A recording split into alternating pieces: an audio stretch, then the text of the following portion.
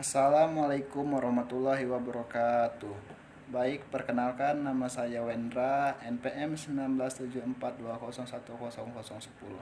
Saya merupakan salah satu mahasiswa Fakultas Hukum Universitas Sang Bumi Rawajurai Lampung.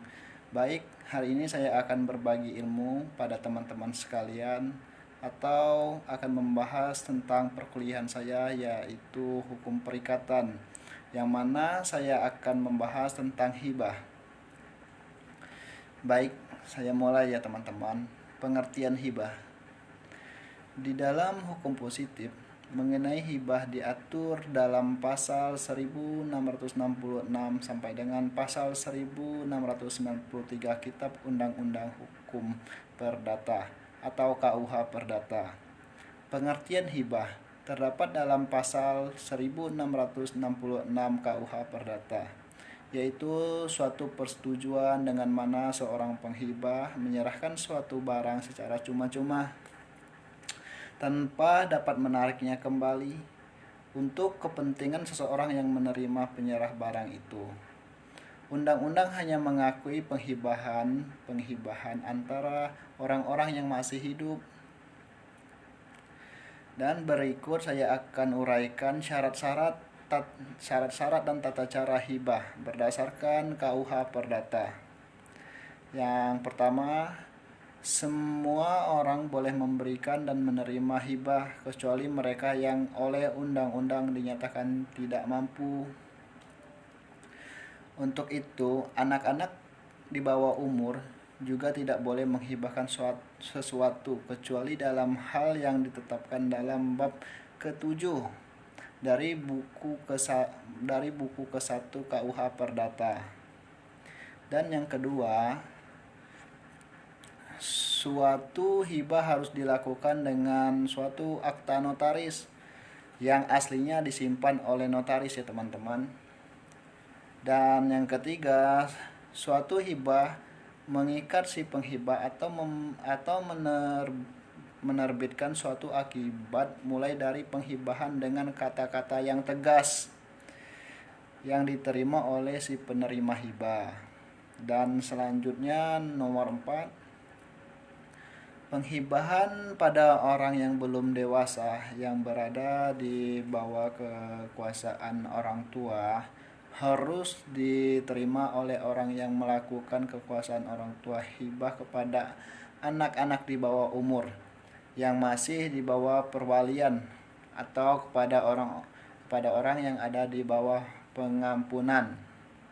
Harus diterima oleh wali atau pengampunannya yang telah diberikan kuasa oleh pengadilan negeri. Baik, selanjutnya perbedaan warisan dengan hibah ya.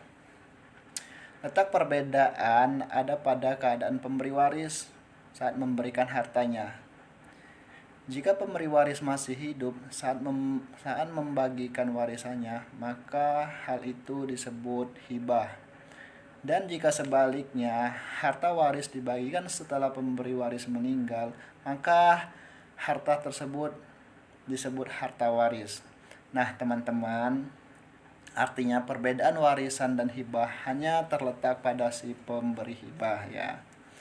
Baik, di sini ada beberapa contoh hibah, yaitu diantaranya yang pertama, pemberian tanah waris dari orang tua ke anaknya atau masih ada hubungan darah ya teman-teman.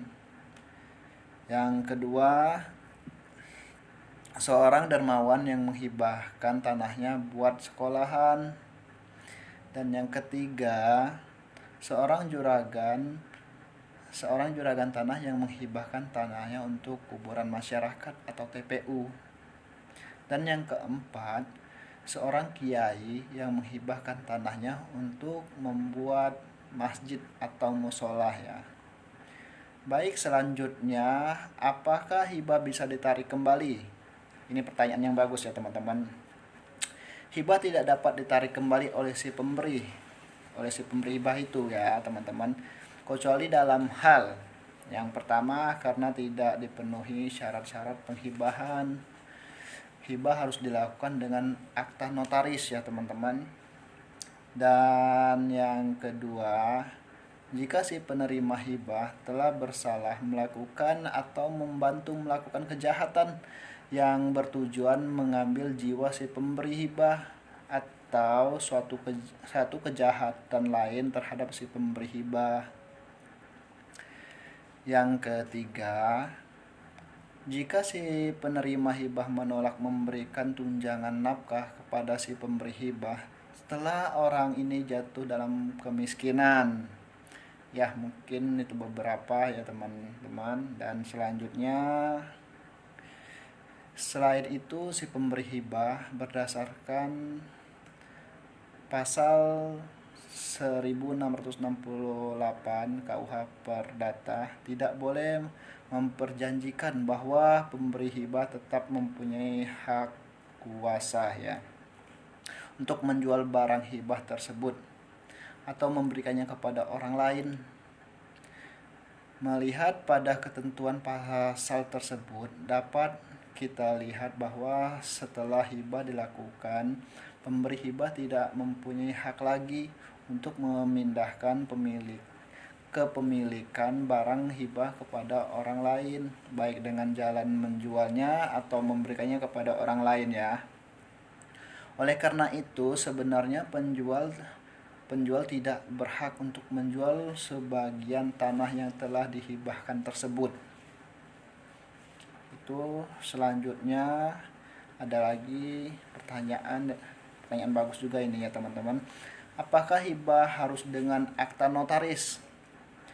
Pasal 1682 KUH Perdata, tiada suatu penghibahan kecuali termaksud dalam pasal 1687 dapat dilakukan tanpa akta notaris. Yang minut naskah aslinya harus disimpan pada notaris, dan bila tidak dilakukan demikian maka penghibahan itu tidak sah ya. Pasal 1683 KUH Perdata, tiada suatu penghibahan pun mengikat penghibahan atau mengakibatkan suatu sebelum penghibahan diterima dengan kata-kata tegas oleh orang yang diberi hibah atau oleh wakilnya yang telah diberi kuasa olehnya untuk menerima hibah yang telah akan dihibahkannya itu. Jika penerimaan itu tidak dilakukan dengan akta hibah itu, maka penerima tidak dapat dilakukan dengan suatu akta otentik. Kemudian yang naskah aslinya harus disimpan oleh notaris asal saja hal itu terjadi waktu penghibahan masih hidup. Dalam hal demikian maka bagi penghibah, hibah tersebut hanya sah saja penerimaan hibah itu diberikan dengan resmi kepadanya. Baik teman-teman, mungkin itu saja yang dapat saya sampaikan tentang hibah ya, atau pengertian hibah. Jika teman-teman sekalian masih kurang jelas atau penasaran apa itu hibah, teman-teman bisa mendalami tentang hibah dengan cara masuk ke perguruan tinggi manapun dengan mengambil fakultas hukum.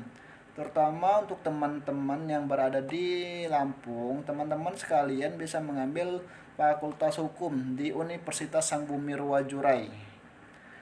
Mungkin itu saja yang dapat saya sampaikan teman-teman. Terima kasih. Semoga dapat bermanfaat yang saya sampaikan hari ini pada teman-teman sekalian. Demikian saya ucapkan terima kasih. Saya akhiri. Wassalamualaikum warahmatullahi wabarakatuh.